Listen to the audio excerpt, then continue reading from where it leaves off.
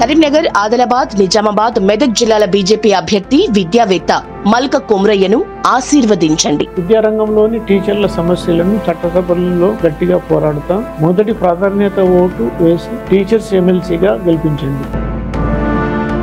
Sir, Chandrababu Naidu గారికి ఒక పెద్ద ధర్మ సంఘటనలో పడ్డారు అని చెప్పి వస్తున్న వార్తలు. ఎందుకంటే ఒక పక్క కొడుకు, మరో పక్క ఆత్మ బంధువులాగా సోదరుడు పవన్ కళ్యాణ్ గారు. అసలు కూటమి గెలడానికి, వీళ్ళని కలపడానికి బీజేపీతో ఉన్న విభేదాల నుంచి పవన్ కళ్యాణ్ చాలా పెద్దన్న పాత్ర పోషించాడు. చిన్నవాడైనప్పటికీ కూడా సొంత మనిషిలా, ఇంట్లో ఉన్న వ్యక్తిలాగా, కుటుంబ సభ్యుల్లాగా ఆయన వాళ్ళతో చేరాడు. ఇందువల్లే ఇంత అద్భుతమైన విజయాలు. చంద్రబాబు నాయుడు గారు కూడా చాలాసార్లు అన్నారు, నేను ఊహించలేదు నా హిస్టరీలో ఇంత గొప్ప విజయాన్ని నేను సాధిస్తాను కదా. అలాంటి ఆయనకి ఇప్పుడు డిప్యూటీ సీఎం అని చెప్పి ఒక వ్యక్తి మాట్లాడిన దాన్ని తీసుకుని మరొక పలువురు మాట్లాడు ఈయనకు చాలా ఇబ్బందికర పరిస్థితుల్లో ఉన్నారు అని. అసలు ఈ వివాదంలో చంద్రబాబు నాయుడు గారి తక్షణ కర్తవ్యం ఏంటి? చంద్రబాబు నాయుడు ముందున్న ఆప్షన్స్ ఏంటి? ఆప్షన్ 1, ఇప్పుడున్న వ్యవస్థే ఇలాగే కొనసాగడం. పవన్ కళ్యాణ్ సీఎం, డిప్యూటీ సీఎంగా ఉంటారు. లోకేష్కు ఏది ఉండదు, మంత్రిగా ఉంటాడు. దీనివల్ల తెలుగుదేశం పార్టీ శ్రేణుల్లో అసహనం పెరుగుతోంది, అన్రెస్ట్ పెరుగుతోంది. కారణం ఏంటి అంటే వైసీపీకి జగన్, జనసేనకు పవన్ అంటారు. ఫ్యూచర్ రాజకీయాలు నడిచేది ఈ ఇద్దరు నాయకులతో పాటు తెలుగుదేశానికి 3 పార్టీల మధ్య రాజకీయం నడవబోతుంది. తెలుగుదేశానికి ఎవరు? అప్పటికి 2029, 2034 చంద్రబాబు నాయుడు ఫీల్డ్లో ఉండరు. వయసు ఎవరినైనా ఆపుతుంది. అప్పటికి లోకేష్ ఎవాల్వ్ కాడు. పవన్ కళ్యాణ్ ఏమో ఇప్పుడు డిప్యూటీ సీఎంగా ప్రస్తుత రాజకీయాలు మీరు ఉదాహరించినట్లు రాజకీయ పరిస్థితులు పవన్ కళ్యాణ్కి ఎక్కడ లేని ఇమేజ్నిచ్చాయి, ఎక్కడ లేని ఆపర్చునిటీని ఇచ్చింది. కాంటెక్స్ట్ అద్భుతంగా పండింది. పవన్ కళ్యాణ్ కూడా దాన్ని సమర్థవంతంగా వినియోగించుకున్నాడు. ఆయన తన ఇమేజ్ను చాలా అద్భుతంగా కల్టివేట్ చేస్తున్నాడు, అందులో అనుమానమే లేదు. సో దీంతో ఆయనకు ప్రత్యేకించి బీజేపీతో బంధం ఉంది. సో పవన్ కళ్యాణ్ ఏమో ఈ రన్నింగ్ రేస్లో ముందున్నాడు. జగన్ ట్రాకే వేరు, అది వేరే ట్రాక్. ఆ ట్రాక్ సంబంధం లేదు, వీళ్ళ ట్రాక్ కాదు కదా. అది ఎదురు నుంచి వచ్చే రేస్ అది. సో ఇక్కడ పక్కన మరి లోకేష్ లేడు, ఎందుకంటే చంద్రబాబు నాయుడు ఉండగా లోకేష్ లేడు. చంద్రబాబు నాయుడు పవన్ కళ్యాణ్ రేస్లో చంద్రబాబు నాయుడు ముందుంటాడు ఆయనకైనా ఎక్స్పీరియన్స్ రీత్యా. కానీ day will come wear Chandrababu Naidu has to exit from active politics. అది 29, 34 ఎవరైనా, ఇది బ్రహ్మాండమైన ఫిట్నెస్ ఉన్నాడు చంద్రబాబు, వయసును మించిన ఫిట్నెస్, దాంట్లో డౌట్ లేదు, ఎవరికి అనుమానమే లేదు. బట్ టైం విల్ కమ్ కదా. ఆ టైం వచ్చినప్పుడు ఏమవుతుంది, పవన్ కళ్యాణ్ అప్పటికే చాలా గ్రౌండ్ కవర్ చేసి ఉంటాడు, మరి లోకేష్ కవర్ చేస్తుంటాడు. ఇది తెలుగుదేశం శ్రేణులకు ఉన్న టెన్షన్. అందువల్ల ఫస్ట్ ఆప్షన్లో Chandrababu Naidu status quo maintain చేస్తే, పవన్ కళ్యాణ్ డిప్యూటీ సీఎంగా, లోకేష్ను మంత్రిగానే ఉంచితే డెఫినెట్గా తెలుగుదేశం శ్రేణుల్లో ఈ అసహనం ఇప్పుడు ఆల్రెడీ వరుస పెట్టి మాట్లాడుతున్నారు కదా. ఒక్కరు కాదు కదా, సోమిరెడ్డి, చంద్రమోహన్ రెడ్డి లాంటి సీనియర్లతో మొదలుకొని చాలామంది మాట్లాడుతున్నారు. ఇది ఇంకా పెరుగుతుంది కూడా, ఇది అనివార్యంగా పెరుగుతుంది. ఎందుకంటే క్షేత్రస్థాయిలో కూడా టీడీపీ జనసేన మధ్య ఒక ఘర్షణ ఉంది. కొన్ని చోట్ల స్థానిక జనసేన ఎమ్మెల్యేలు ఉన్న దగ్గర టీడీపీ మాజీలు డామినేట్ చేస్తాను, మాజీ ఎమ్మెల్యేలు. టీడీపీ ఉన్న వాళ్ళ ఎమ్మెల్యేలు ఉన్న దగ్గర జనసేన పట్టించుకుంటలేరు. నామినేటెడ్ పదవుల కొరకు స్థానికంగా ఘర్షణ ఉంది. సో జనసేనను మేమే మోసామన్న భావన తెలుగుదేశంలో ఉంది, స్థానిక నేతల్లో. అసలు తెలుగుదేశానికి ఈ మహర్దశ పట్టడానికి మేమే కారణమని జనసేనలో ఉంది. రెండు వాస్తవమే, ఇలా రెండు ఏది అబద్ధం కాదు. చాలా చోట్ల ఆర్థిక పరమైన, ఇతరత్ర ఆర్గనైజేషనల్ గా, క్యాడర్ పరంగా జనసేనను తెలుగుదేశం మోసిన మాట నిజం. తెలుగుదేశానికి ఈ మహర్దశ పట్టడానికి జనసేన కారణం అనేది కూడా నిజం. రెండు వాస్తవాలే. కానీ ఎవరు వాస్తవాన్ని వాళ్ళే చూస్తారు కదా, ఇంకొకరు వాస్తవాన్ని ఎందుకు చూస్తారు? సో మనలాంటి వాళ్ళు రెండు వాస్తవాలు చూస్తాం. అందువల్ల ఈ ఘర్షణ అనివార్యంగా పెరుగుతుంది స్టేటస్కు మెయింటైన్ అయితే. మరి రెండో ఆప్షన్ ఏంటి? లోకేష్ను కూడా డిప్యూటీ సీఎం చేస్తే, సెకండ్ ఆప్షన్ 2. అప్పుడు పవన్ కళ్యాణ్ తగ్గించినట్టు ఎట్లవుతుంది? పవన్ కళ్యాణ్ ఇది సీనియర్ కదా అని ఎవరైనా అనొచ్చు. కానీ రియాలిటీ ఏంటి? అంతకుముందు ఒకే గీత ఉన్నప్పుడు 2 గీతలు ఉన్నాయి. ఇప్పుడు అంతకుముందు ఒక్కరున్నప్పుడు 2 ఉన్నారు. సో ఒక్కరు ఇద్దరు సంఖ్యలో తేడా వస్తుంది. ఒక్కరున్నప్పుడు ఉన్న గుర్తింపు ఇద్దరున్నప్పుడు ఉండే అవకాశమే లేదు. ప్రొపరేటర్ కన్సర్న్ కాస్త పార్ట్నర్షిప్ కంపెనీ అయిపోతుంది కదా. సో అందువల్ల ఆటోమేటిక్గా షేర్ అయిపోతుంది. నువ్వు వైఫైని ఒక్కరే వాడుతున్నప్పుడు నీకుండే సిగ్నల్ స్ట్రెంత్ వేరుంటుంది. వైఫైని ఇద్దరు వాడితే సిగ్నల్ షేర్ కదా, అదే సిగ్నల్ షేర్ అవుతుంది కదా. సో అనివార్యంగా షేర్ అవుతుంది. కారులో ఒక్కరి పోయినప్పుడు లగ్జరీగా పోయినట్టు, అదే సీట్లో ఇద్దరు కూర్చున్నారు అనుకోండి, ఆ లగ్జరీ ఉంటుంది ఆ బస్సులో పోయినప్పుడు. సో అనివార్యంగా పవన్ కళ్యాణ్ నుంచి జనసేన నుంచి ఆ వ్యతిరేకత వస్తుంది. దాంతో పాటు లోకేష్ నెంబర్ మాత్రమే కాదు, ఆయన తెలుగుదేశం పార్టీకి సొంతగా అధికారంలో ఉండగలిగే బలం ఉంది. ఆయన చంద్రబాబు నాయుడు కొడుకు, భవిష్యత్తులో ముఖ్యమంత్రి పదవికి పోటీ. ఈ 3 కండిషన్లు ఉన్నప్పుడు లోకేష్ అనే కేవలం ఒక నార్మల్ డిప్యూటీ సీఎంగా జగన్మోహన్ రెడ్డి క్యాబినెట్లో ఉన్న 5 డిప్యూటీ సీఎంలు ఒకరిగా ఉంటాడా? సో అందువల్ల ఇది అనివార్యంగా పవన్ కళ్యాణ్ పైన షాడో పడుతుంది. ఈ షాడో జనసేన అంగీకరిస్తుంది. ఆప్షన్ 2. ఆప్షన్ 3 ఏంటి? లోకేష్ను పార్టీ అధ్యక్షుడిగా చేసి మంత్రిగా ఉన్నా లేకపోయినా పల్లా శ్రీనివాసులు ఎవరినైనా మంత్రిగా తీసుకోవడం. ఆప్షన్ 3. దానివల్ల పార్టీ కార్యకలాపాలు మొత్తం లోకేష్ చూసుకుంటాడు. చంద్రబాబు నాయుడు పూర్తిగా ప్రభుత్వం పైనే కాన్సన్ట్రేట్ చేస్తాడు. దీనికి కొన్ని ఛాలెంజెస్ అంటే, ఒకటి, అధికారంలో ఉన్నప్పుడు ముఖ్యమంత్రి ఉండగా రాష్ట్ర పార్టీ అధ్యక్షుడికి ఎన్ని చేసినా ఆ ఇన్ఫ్లుయెన్స్ రాదు. మీకు రాజశేఖర రెడ్డి ముఖ్యమంత్రి ఉన్నప్పుడు డి శ్రీనివాస్కి వచ్చిందా? మీరు రేవంత్ రెడ్డి ముఖ్యమంత్రి ఉండగా మహేష్ కుమార్ గౌడ్కి వస్తుందా? లైక్ స్టేట్ లో గవర్నర్ లాగా, సెంట్రల్ లో రాష్ట్రపతి. అంతే. మీకు అందులో రీజనల్ పార్టీస్ అసలే రాదు. మీరు ఎన్ని చెప్పినా ముఖ్యమంత్రి. సో అందువల్ల అప్పుడు మీకు నరేంద్ర మోడీకి వచ్చిన గుర్తింపు జేపీ నడ్డాకి వస్తుందా? అమిత్ షా కూడా వస్తుందా? అమిత్ షా చాలా పవర్ఫుల్, ఎక్కడ రాలే కదా. అందువల్ల అధికారంలో ఉన్నప్పుడు రాజకీయ వ్యవస్థలో ముఖ్యమంత్రి డామినేట్ చేస్తారు తప్ప పార్టీ అధ్యక్షుడికి ఉండదు. ప్రతిపక్షంలో ఉన్నప్పుడు పార్టీ అధ్యక్షుడు కీలకమవుతారు, డౌట్ లేదు. మీరు అందువల్ల వర్కింగ్ ప్రెసిడెంట్ గానో లొకేషన్ చేసినా, ఇప్పుడు కేసీఆర్ ఫార్ములా అది, క్యాబినెట్లో గుర్తింపు ఉంటుంది, ప్లస్ పార్టీ వర్కింగ్ ప్రెసిడెంట్గా కేటీఆర్ ఉంటే అది కొంతమేరకు ఇప్పుడున్న సిచ్యువేషన్ కన్నా బెటర్, కానీ ఇంక్రిమెంటల్. అది పూర్తిగా లొకేషన్ ఎవాల్వ్ చేస్తానికి ఇది ఉపయోగపడదు, లొకేషన్ ఎలివేట్ చేస్తానికి ఉపయోగపడదు. అందువల్ల ఇది ఆప్షన్ 3.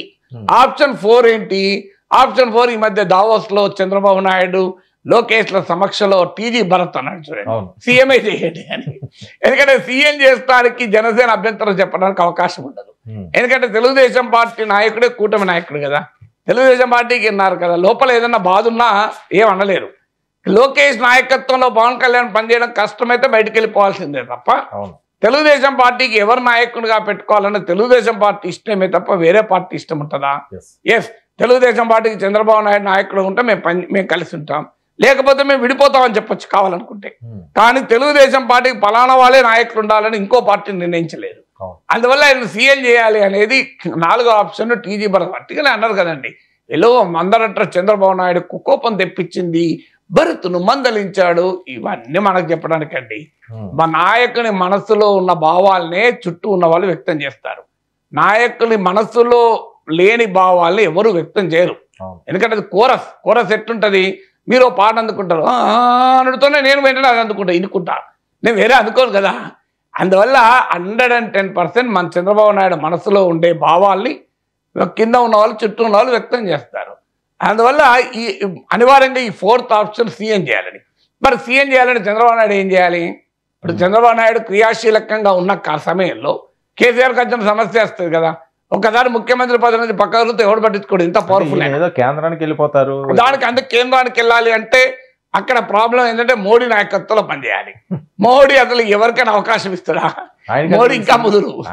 సీనియర్లు జూనియర్లు ఉండవు రాజకీయాల్లో. ఎల్కే అద్వానీ కన్నా సీనియరా చంద్రబాబు నాయుడు? ఎల్కే అద్వానీ మార్గదర్శక మండలి పంపించాడు కదా.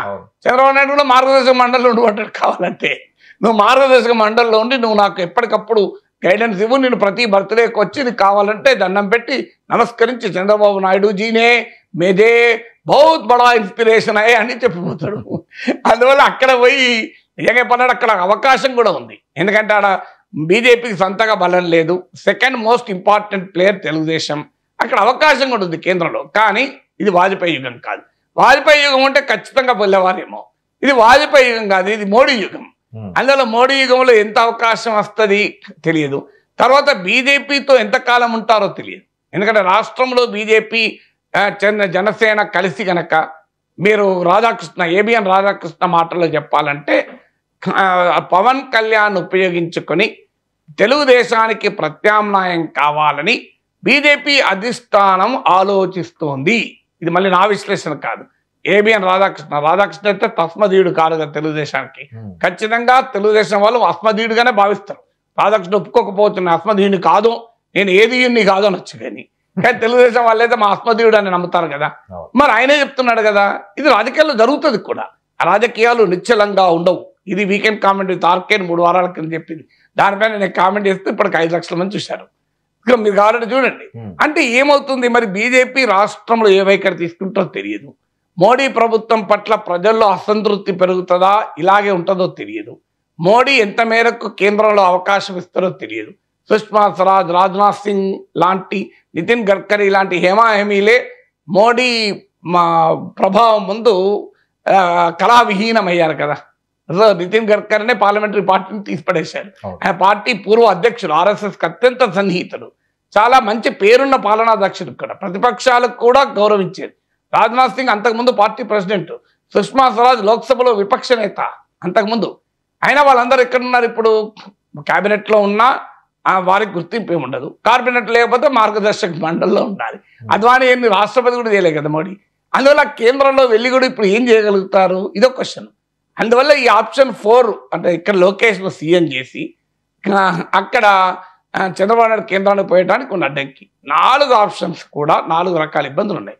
అందుకే దానికి పివి నరసింహరావు సిద్ధాంతం ఉంటుంది. కొన్నిటికి సమయమే పరిష్కారం చెప్తుంది, కాలమే పరిష్కారం చెప్తుంది. Let things evolve. ఈ లోపల ఎవరికి తోచిందో వాళ్ళని మాట్లాడిస్తుంటారు. మీరు చూస్తుండండి, తెలుగుదేశం వాళ్ళు ఇలాగే మాట్లాడుతూ ఉంటారు.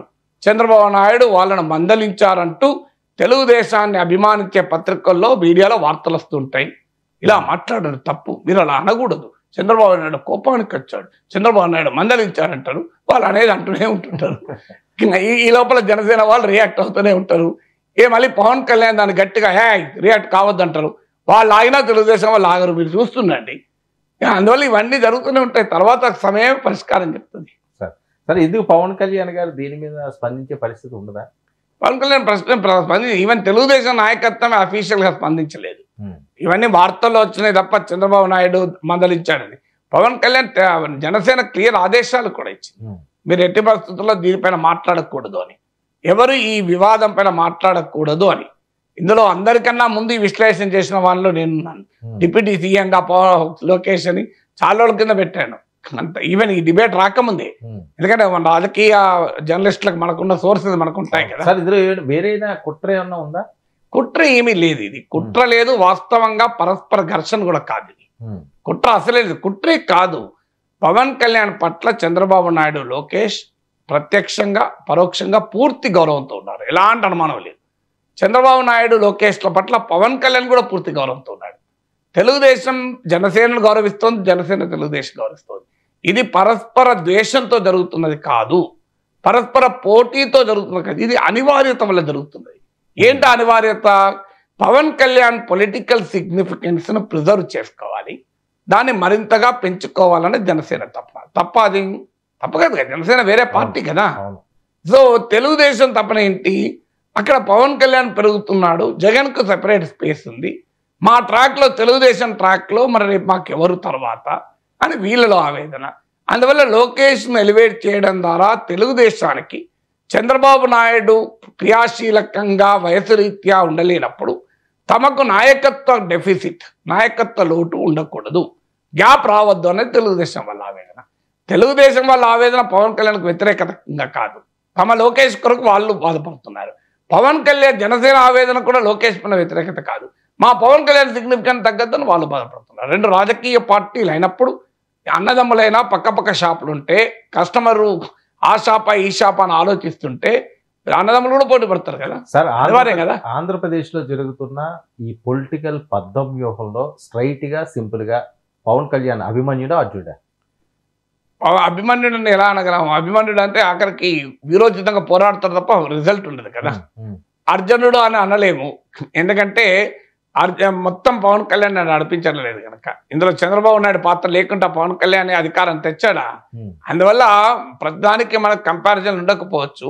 అందుకే నేను క్రికెట్ పరిభాషలో చెప్పాను, పౌరాణిక పరిభాషలో కాదు. Man of the series Chandrababu Naidu అయితే man of the match Pawan Kalyan అని.